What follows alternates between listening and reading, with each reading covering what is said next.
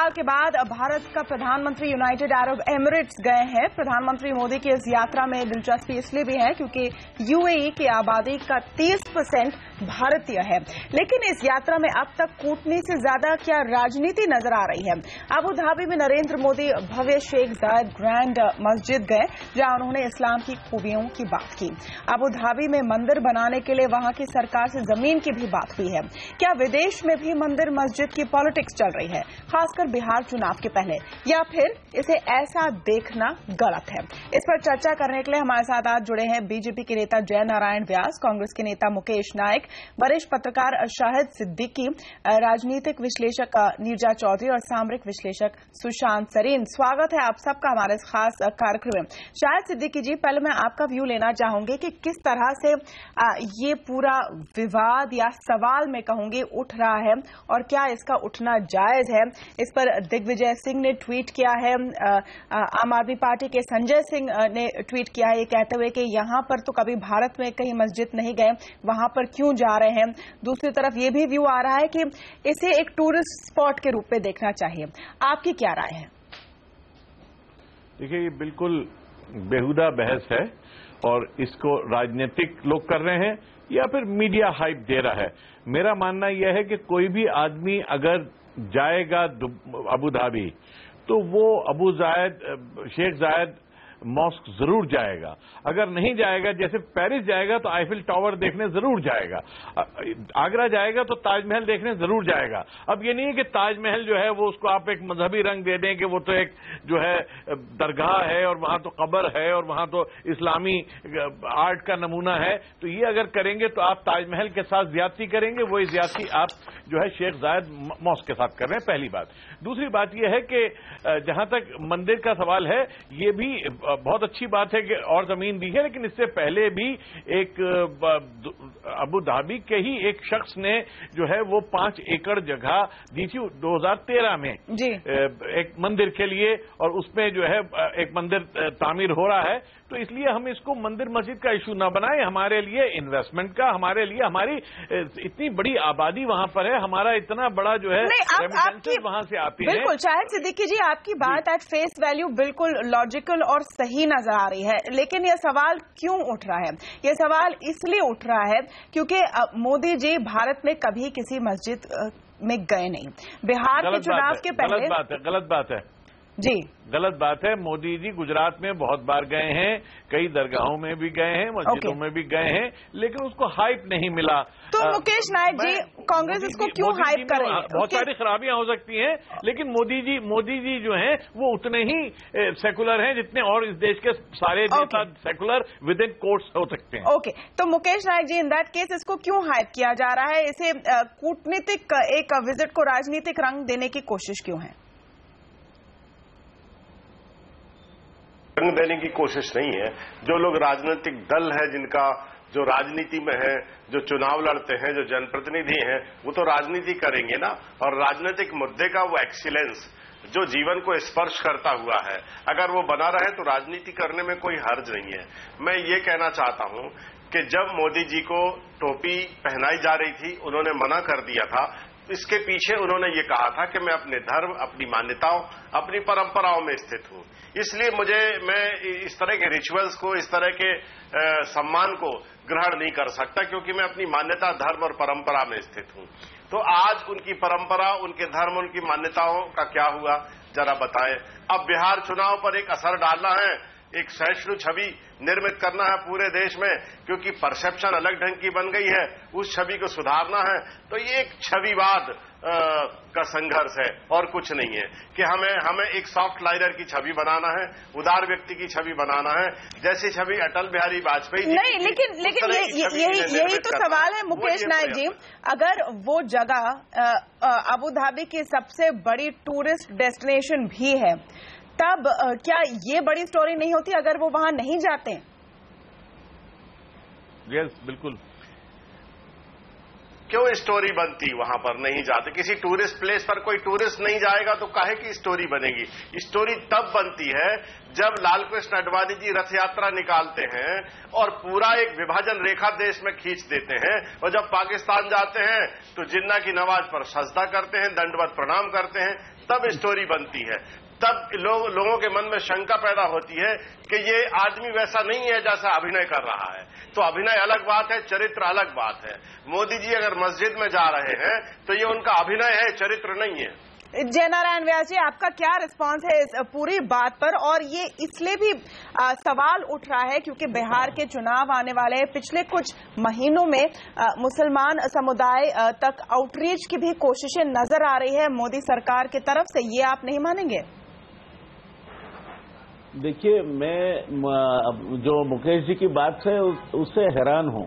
हैरान इसलिए हूं कि जो वाकये का वो यहाँ बयान कर रहे हैं, वो वाकया जहां हुआ उसका मैं साक्षी था, और उसके बाद मैंने जो बाइट दी है मोदी जी के प्रतिनिधि की हैसियत से, स्पोक्स पर्सन की हैसियत से, वो अभी भी आपके पास आर्काइव्स में होगी।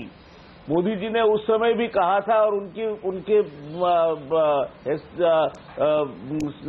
स्पोक्स पर्सन की हैसियत से मैंने कहा था कि मोदी जी का कहना है टोपी सियासत के लिए नहीं, इबादत के लिए होती है, और इसलिए ये जो पूरा माजरा है वो सियासत का है। यहाँ किसी भी तरह की इस तरह के कोई घटनाओं से इसको ताल्लुक नहीं होना चाहिए। ये बात थी मुकेश जी, आप इसको उल्टा सुल्टा कोई भी किसी तरह का जामा पहन के बता रहे हैं। दूसरी बात, आप सुनिए तो सही, आप जब बिना तथ्य की बात बता रहे थे मैं चुप रहा था। अब मैं तो तथ्य के आधारित बात बता रहा हूँ आपको। ओके मुकेश जी, रिस्पॉन्ड करेंगे, लेकिन आप खत्म कीजिए अपनी बात पहले जी। हाँ, खत्म तो मुकेश जी को जितना समय दिया उससे आधा तो मिलेगा ना मुझे। नहीं, आप बोलिए। मैं दूसरी बात पे आता हूँ कि वो कहते हैं कि क्यों मस्जिद में गए। क्या चाइना की विजिट के समय पे मोदी जी बौद्ध मंदिर में नहीं गए थे? क्या नेपाल के मुलाकात के समय पशुपतिनाथ के मंदिर में नहीं गए थे? क्या कनाडा की मुलाकात के समय गुरुद्वारे में नहीं गए थे? क्यों ये मुद्दा उठाया जा रहा है? मुकेश जी, ये मुद्दा आप क्यों नहीं उठाते कि इस देश का मुखिया पहली बार एक लेबर कैंप में गया है अबू धाबी में? आप ये मुद्दा उठाइए कि सीधे हमारे जो वहां मेहनतकश भाई बहन है उनके साथ 1 लाख लोग वहां 14 स्क्वायर किलोमीटर में फैला हुआ वो कैंप है, दुनिया का सबसे बड़ा लेबर कैंप है। आज तक किसी को, आपके नेताओं में से किसी को फुर्सत नहीं मिली थी कि वहां जाके उनके खबर अंतर पूछे। ये लोग 15 बिलियन US हमें रेमिटेंसेस देते हैं, आपको कोई उनकी परवाह नहीं थी।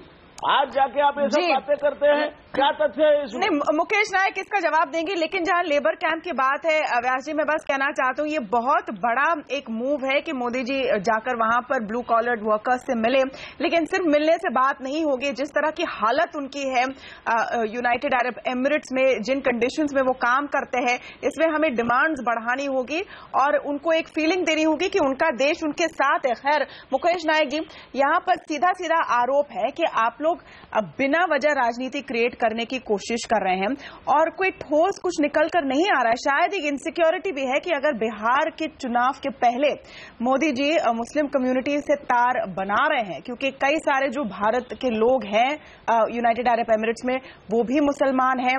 मस्जिद के बाहर मोदी मोदी के चांट्स भी सुनाई दे। क्या इनसिक्योरिटी पैदा हो रही है? नहीं, हमें कोई इनसिक्योरिटी पैदा नहीं हो रही है। हम ये कहना चाहते हैं कि मस्जिद जा रहे हैं तो एक टूरिस्ट की तरह जा रहे हैं, तो कैंप में टूरिस्ट की तरह नहीं जा रहे हैं। इस बात का क्या प्रमाण है इनके पास? क्या वहां कैंप में ये दे क्या रहे हैं लोगों को? क्या करने गए हैं कैंप में? कैंप में जो लोग रचे बसे उनको मिल क्या रहा है? देखिए, सबसे महत्वपूर्ण बात होती है परिणाम। कोई भी व्यक्ति जब आचरण करता है, व्यवहार करता है, कोई निर्णय लेता है, तो उससे आने वाले परिणामों से उसका आकलन होता है। वो कैंप में जा रहे हैं, सहानुभूति लूटने के लिए जा रहे हैं, कुछ देने के लिए जा रहे हैं, किस उद्देश्य से जा रहे हैं? जरा व्यास जी ये भी आप बता दें। नहीं, तो फिर क्या परिणाम? मुकेश जी, ओके, देखिए मुकेश जी, अब जब तक आप उससे रूबरू नहीं होंगे तब तक क्या हालात है, किस तरह की उनकी प्रश्न है, किसी से आपको पता नहीं चलेगा। कम से कम ये प्रधानमंत्री ऐसा तो है जो उनको कैसे हो भाई पूछने गया है, आपको तो ये भी फुर्सत नहीं थी। अब आगे चल के बात चलेगी इनका। अगर वकालत करनी भी है तो पूरे केस पेपर से आपको केस से वाकिफ होना होगा। वो आप दिल्ली में बैठ के नहीं हो सकते। ओके परिणाम की बात यहाँ पर हो रही है। सुशांत सरीन, मेरे ख्याल से जो सबसे बड़ा परिणाम निकल कर आ सकता है यूएई की इस यात्रा से वो है कि कितना इन्वेस्टमेंट वहां वो करते हैं। उनके पास पैसे हैं इन्वेस्ट करने के लिए, भारत रुका हुआ है निवेश के लिए, लेकिन जिस तरह के वायदे किए गए हैं कि पिछली सरकार जो थी वो लेथार्जिक थी, अब इन्वेस्टमेंट आपका आसान हो जाएगा, मोदी जी ने ऐसा कुल मिलाकर एक संदेश दिया है, वो किस हद तक होता हुआ दिखता है? क्योंकि लेजिस्लेशन नहीं पास हो रही है, लैंड एक्वायर करना अभी भी मुश्किल है, क्या इन्वेस्टमेंट लाने का परिणाम दिखेगा? मैं इन्वेस्टमेंट के सवाल पे 1 मिनट में आता हूं, अगर आपकी इजाजत हो। बिल्कुल। पहली बात तो ये है, मेरे ख्याल ये जो टोपी पहनाने वाला काम है, अगर इसका कोलोकियल एक्सप्रेशन लिया जाए तो मेरे ख्याल मोदी जी ठीक ही करते हैं अगर टोपी नहीं पहनते। दूसरी चीज ये कि हमारे यहाँ पर जो हम इतनी ज्यादा विवाद हमने क्रिएट किया हुआ है कि दुबई में या अरब दुनिया में भारतीय मजदूरों का कितना बुरा हाल है, क्या इन लोगों ने जो इस तरह की बात करते हैं, दिल्ली और मुंबई में जो माइग्रेंट लेबर आता है रूरल एरिया से, कभी उनकी लिविंग कंडीशंस को स्टडी करने की कोशिश की है? मेरे ख्याल नहीं की। शायद वो लिविंग कंडीशंस उतनी ही बदतर होंगी। लेकिन सुशांत, इसका मतलब है कि अगर यूएई में बदतर कंडीशन है तो उसे ना देखें, क्योंकि दिल्ली में भी बदतर कंडीशन है। वो थोड़ा सा सेल्फ डिफीटिंग आर्ग्यूमेंट है। जहां वो जा रहे हैं वहां अगर बदतर, सेल्फ डिफीटिंग नहीं है, जहां अगर वहां बदतर कंडीशन है। ये है कि जब हम, मेरा सिर्फ पॉइंट ये है कि जब हम एक उंगली किसी और के ऊपर उठाते हैं तो हम अपने अंदर भी देखें कि 3 उंगलियां हमारी तरफ भी होती हैं। लेकिन ये जो देखिए, जो ये मस्जिद में जाने की बात थी, ये एक तरीके का प्रोटोकॉल और डिप्लोमेसी है। जैसे कि जो सऊदी शासक हैं, जब वो भारत आए थे किंग अब्दुल्ला, तो वो राजघाट गए थे, जबकि उनका मजहब में जो, या जिस तरह का मजहब सऊदी अरेबिया में प्रैक्टिस होता है, उसमें वो इस तरह की चीज उनके लिए मान्य नहीं होती। लेकिन एक डिप्लोमेसी और एक प्रोटोकॉल होता है जिसको आप ऑब्जर्व करने के लिए आप इस तरह के जेस्चर्स करते हैं। अगर तो वहां पर मस्जिद में जाकर मोदी जी ने कोई किसी तरीके की दुआ तलावत की होती या नमाज पढ़ने की कोशिश की होती तो फिर शायद उनकी आलोचना मेरे ख्याल स्वाभाविक थी। लेकिन अदरवाइज ये एक डिप्लोमेसी और प्रोटोकॉल के जुमरे में आएगी। जहां तक इन्वेस्टमेंट की बात है, और मेरे ख्याल वो और टेररिज्म का जो मुद्दा है या सिक्योरिटी का जो मुद्दा है, वो ज्यादा अहम चीज है इस विजिट के बारे में। इन्वेस्टमेंट में ये आपकी बात बिल्कुल ठीक है कि बहुत सारी लेजिस्लेशन नहीं हो पाई, लेकिन मुझे नहीं लगता कि लेजिस्लेशन के अभाव के करके आप इन्वेस्टमेंट के फ्लो को स्टॉल कर सकते हैं। जहां तक जमीन की मामला है, भारत सरकार के पास या राज्य सरकारों के पास बहुत जमीन है जो वो आवंटन कर सकते हैं अगर इन्वेस्टमेंट प्रपोजल्स आए।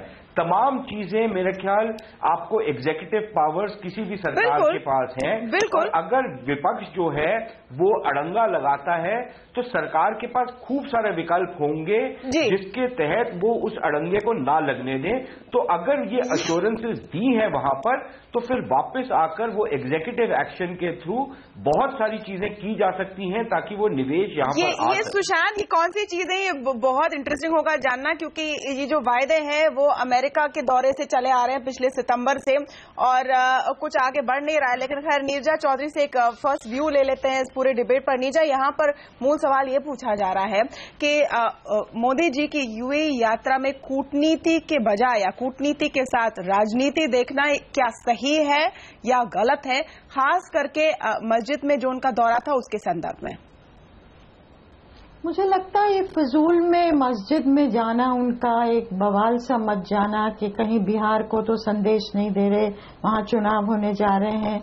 मुझे लगता है कि मतलब उनका मस्जिद है, ग्रैंड मस्जिद है, वहाँ कल्चरल सेंटर माना जाता है। जो भी बाहर से लोग आते हैं वहाँ जाते हैं, उनको ले जाया भी जाता है। जैसा कि अभी कोई कह रहे थे ना, प्रोटोकॉल भी है, एक सेंटिमेंट को रिस्पेक्ट करने की बात है। जहाँ जो उन्होंने नोट भी किया इस्लाम के बारे में कि पीस और इंक्लूसिवनेस इसमें निहित है, इन शब्दों को लेके प्रधानमंत्री हैं पूरे देश के 1.25 करोड़ लोगों के जी। और वहां गए हैं। आई एग्री कि ये सिक्योरिटी फैक्टर्स और इकोनॉमिक्स और इन्वेस्टमेंट को लेके ये ट्रिप बहुत अहम माना जा रहा है। तो ये छोटी सी चीज को लेके कि यहाँ वो वोटर को इन्फ्लुएंस करने वाला है, मतलब हर एक चीज की एक हद होती है। सिंबॉलिक पॉलिटिक्स में हम बिलीव करते हैं, लेकिन ये तो जरा ज्यादा ही हो गया। मुकेश नायक जी, जरा ज्यादा ही हो गया कह रही हैं नीरजा जी। नहीं, अगर ये डिप्लोमेटिक उनका डिसीजन है और ये अगर डिप्लोमेसी के लिए गए हैं, इनमें कोई भावनात्मक या कोई इस तरह का उनका उद्देश्य नहीं है, तो ठीक है। डिप्लोमेटिक रिलेशंस के लिए, डिप्लोमेसी के लिए प्रोटोकॉल की दृष्टि से गए हैं, तो इसमें कोई ऐतराज नहीं है।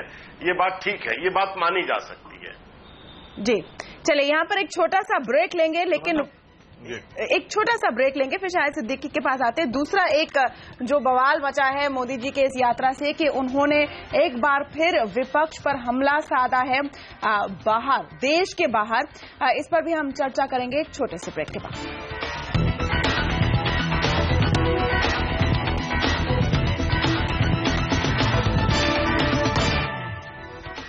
यूएई यात्रा के अब तक के अगर हाइलाइट्स देखें तो दूसरी जो मुख्य चीजें निकल कर आ रही हैं कि दाऊद इब्राहिम की प्रॉपर्टीज को जब्त करने की अपील करेगा भारत।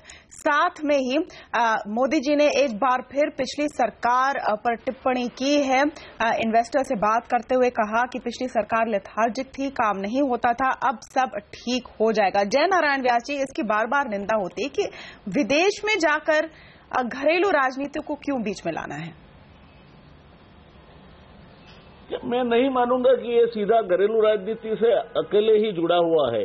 देखिए, आप जाते हैं, जब बाहर जाते हैं, तो जिस तरह से पॉलिसी पैरालिसिस का 10 साल यहां अमल रहा, कई सारी फरियादें आपके सामने आती है। आपकी क्रेडिबिलिटी वर्चुअली शून्य नहीं, नेगेटिव लेकर जो आपके साथ इंटरेक्टिंग क्राउड है वो बात करता है। तो कम से कम सीधे माइल्ड वर्ड में इतना कहने में कोई, मैं नहीं मानता कि कोई विपक्ष की इसमें आलोचना या टीका हो गई है कि ठीक है भाई, अगली सरकारें शायद नहीं काम करती थी, लिथार्जिक थी, अब हम करेंगे। It is an acceptance of the fact rather than any criticism of the past governance. Okay, Mukesh Nayak ji, Mukesh Nayak ji, Jai Narayan व्यास जी कह रहे हैं हकीकत थी, हकीकत ही बता रहे हैं मोदी जी, इसमें कौन सी बड़ी बात है? तमन्ना जी, अपने देश को विदेश की धरती पे जाकर कंगाल कहना, सपेरों का देश कहना, भूखा और नंगा देश कहना, अपने देश की इस तरह की एक दीनता की छवि निर्मित करना, इसको उचित नहीं कहा जाएगा। हमारे देश के प्रधानमंत्री को चाहिए कि भारत का गौरव, आज भारत महाशक्ति है, कोई भारत दीनहीन देश नहीं है, कोई बाजार नहीं है भारत, कोई कंगाल नहीं है, कोई सपेरों का देश नहीं है भारत। और एक सुबह कहते हैं कि भारत सपेरों का देश है अमेरिका में, और शाम को ओबामा को गीता की एक प्रति भेंट करते हैं। मैं व्यास जी से पूछना चाहता हूं, कोई सपेरों का देश गीता जैसा ग्रंथ बना सकता है क्या? नहीं, लेकिन किस तरह का दुष्प्रचार भारत के खिलाफ कर रहे हैं? देखिए मुकेश जी, आप सोच बदलो, नहीं तो ये कांग्रेस का अभी धरातल को छुई है, पाताल में चली जाएगी। भारत के लिए ये शब्द country of the snake charmers पहले प्रचलित था, इस संदर्भ में कहा है उन्होंने। और अगर ये पास संदर्भ में कोई बात की जाए और फिर जक्स्टापोज करके उसको अगर आप कहो कि मगर आज परिस्थितियां बदल चुकी है, आज हम मंगल को जा सकते हैं, आज हम ये कर क्या सकते बदल हैं, चुकी है परिस्थितियां? नहीं, क्या परिस्थितियां बदल चुकी है? हम इस ट्रिप की बात कर रहे थे, क्या परिस्थितियां इस ट्रिप की बात कर रहे थे। शाहिद सिद्दीकी जी, आपका इस पर क्या व्यू है? एक कॉन्टेक्स्ट में रख रहे हैं मोदी जी, लेकिन अब 1.5 साल हो गए हैं, वो कब तक लेगेसी इश्यूज की बात करते रहेंगे? देखिए, ब्रीफली मैं एक पॉइंट तो पहले क्लियर कर दूं कि ये जो बिहार के इलेक्शन से जोड़ा जा रहा है, ये बड़ा गलत है। मुसलमान इस देश का इन सब बातों से ना इन्फ्लुएंस हुआ है, ना इन्फ्लुएंस होता है। वो लोकल जो इश्यूज होती है, बाकी देश के लोगों की तरह उस पर वोट देता है। पाकिस्तान क्या कर रहा है, या अरब में क्या हो रहा है, सऊदी अरब में क्या हो रहा है, पैलेस्टाइन में क्या हो रहा है, कभी इस पर वोट नहीं दिया। इस दिमाग से हमारे एनालिस्ट निकाल दें। दूसरी बात मैं कहूंगा कि ये एक सच्चाई है कि इन्वेस्टमेंट फ्रेंडली नहीं रहा भारत। आज भी अगर जो इन्वेस्टमेंट फ्रेंडली उस पे पैरामीटर्स में देखा जाता है तो भारत 142वें नंबर पे आता है, जबकि दुबई 22वें नंबर पे आता है। तो अगर मोदी जी जाके ये कह रहे हैं तो उन्हें एक्शन में भी दिखाना होगा। अभी तक एक्शन में नजर नहीं आया मोदी जी का, चाहे वो अमेरिका में कहा हो या जाके बांग्लादेश में कहा हो या कहीं भी कहा हो। जो इन्वेस्टमेंट फ्रेंडली जिस तरह बनाना चाहिए था और जो चेंजेस आनी चाहिए थी और जिस तरह से वन विंडो आपका सॉल्यूशन होने चाहिए थे वो नजर नहीं आए हैं। लेकिन कांग्रेस का जो टिप्पणी है वो भी गलत है, ये मैं मानता हूं कि वो पहले गड़बड़ रही है और गड़बड़ हटी नहीं है। आप सब चीज, आपको क्रेडिट जाता है बहुत सारी चीजों का और बहुत सारी चीजों का डिस्क्रेडिट। लेकिन मेरा सवाल है कि ये जो गड़बड़ हटी नहीं है और पहले का गड़बड़ था, ये कब तक ये बहाने के रूप में या एक एक्सक्यूज के रूप में या एक सिचुएशन के रूप में कब तक ये नीरजा चौधरी जी ये एक्सक्यूज, ये दिस इज नो एक्सक्यूज। आप पिछली सरकार पे जिम्मेदारी डाल के आगे न बढ़े और कुछ ना करें तो दिस इज नो एक्सक्यूज। तो इस देश की जनता देख लेती है। देखिए जो एक कलेक्टिव माइंड है 125 करोड़ लोगों का, उस 125 करोड़ लोगों के हाथ भी हैं, वोट भी हैं और दिमाग भी है। वो दिमाग जो है फिर आपको समझ के आप उतर के आपके अंदर आपको उठा के फेंक देता है। जी नीरजा जी, आपको लगता है कि ये जो एक पिच किया जाता है हर बार कि पहले खराब था, हम ठीक कर रहे हैं, भाई थोड़ा समय दीजिए, ये थोड़ा सा ओल्ड होते जा रहा है? जी, और ये जो बाहर जाके क्रिटिसिज्म की बात है उससे बचना ही चाहिए।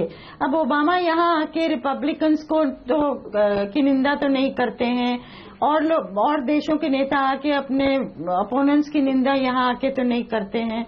हो सकता है वहां का इंडियन डायस्पोरा इतना बड़ा हो, उसको रीच आउट कर रहे हो कि हमें जो विरासत में मिला है फिर भी हमें टाइम दीजिए, वो बात हो सकती है। लेकिन फिर भी ऐसी चीज है जिससे बचना चाहिए और इसकी पहले भी प्रधानमंत्री का क्रिटिसिज्म हुआ है।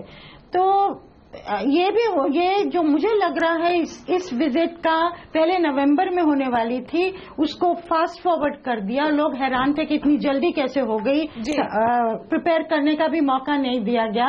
तो मुझे लगता है जैसे जीएसटी पास नहीं हो पाया है, एक सिग्नल जो इन्वेस्टर्स को देना चाहते थे प्रधानमंत्री कि हमारा एजेंडा ये है, हम इकोनॉमिक रिफॉर्म्स की तरफ बढ़ेंगे, उसमें अड़चनें आती जा रही हैं और कहीं न कहीं इन्वेस्टमेंट बहुत अहम गोल है उनकी फॉरेन पॉलिसी का, इकोनॉमी बहुत अहम गोल है। तो यहाँ मनीड लोग हैं, यहाँ हर तीसरा यूएई का शख्स हिंदुस्तानी है, थर्ड ट्रेडिंग पार्टनर है, थर्ड लार्जेस्ट। ये बात इन्वेस्टर से बात करने के संदर्भ में कही लेके मुझे लगता है ये अपील जो की जा रही है इन्वेस्टमेंट के लिए कि हम आगे बढ़ने वाले हैं, हम कुछ करने वाले हैं, चेंज लाने वाले हैं, अड़चने हो, तो मुझे लगता है उस कॉन्टेक्स्ट में शायद वो कह रहे हैं। लेकिन बचना चाहिए इससे। क्या आपका इस पर क्या कहना है सुशांत? देखिए, इसमें दो तीन चीजें हैं। एक तो ये है कि मेरे ख्याल जो लैंड बिल या जीएसटी का बिल था, जीएसटी से ईज ऑफ बिजनेस तो जरूर आता, लेकिन उनका प्राइमरी एक उद्देश्य एक लिहाज से जो था वो सिग्नलिंग था। वो सिग्नलिंग नेगेटिव हुई है। लेकिन ना तो जब ये लैंड बिल नहीं था तब भी अगर निवेश आ रहा था एक जमाने में, जबकि इस तरह की प्रॉब्लम्स नहीं थी, तो मेरे ख्याल अभी भी निवेश आ सकता है। लेकिन पॉइंट है कि क्या आपको पिछली सरकार के बारे में आप कब तक बात करेंगे? अब 1.5 साल हो गए हैं। आप तब तक बात करेंगे जब तक आपको यह लगेगा कि इसका आपको राजनीतिक फायदा होता है या आपको कूटनीतिक फायदा होता है या आप कोई जो संकेत देना चाहते हैं वो दे सकते हैं। जब वो डिमिनिशिंग रिटर्न सेट इन करना शुरू हो जाएंगे तो मेरे ख्याल he is a savvy enough politician कि वो उस समय पिछली सरकार को दुहाई देनी बंद कर देंगे। ये तब तक वो करेंगे जब तक इसका फायदा वो उठा सकते हैं। चलिए, पूरी तरह से समय समाप्त हुआ है इस कार्यक्रम में, लेकिन बहुत बहुत शुक्रिया आप सबका हमारे साथ शामिल होने के लिए। नमस्कार।